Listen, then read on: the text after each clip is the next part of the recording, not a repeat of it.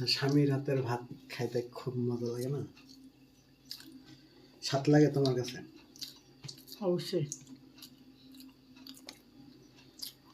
ঠাইসা ঠাইসা খাওয়ায় আমার খালি। তাও কইরা দিলে একটা বদনাম, হ্যাঁ? তোমার ভালোর জন্য তো খাওয়াই না। দেখা যায় তুমি সকালে খাও না, দুপুরে খাও না, আজকে খাওয়া হয়েছে তো 2 বেলা। এই রাতে আসি তারপরে খাওয়া দাওয়া করো। এত কষ্ট করে থাকতে হয়?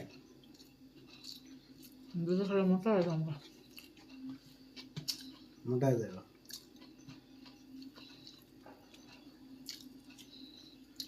এখন সাদা ড্রেসটা আমার সেই ভালো লাগছে।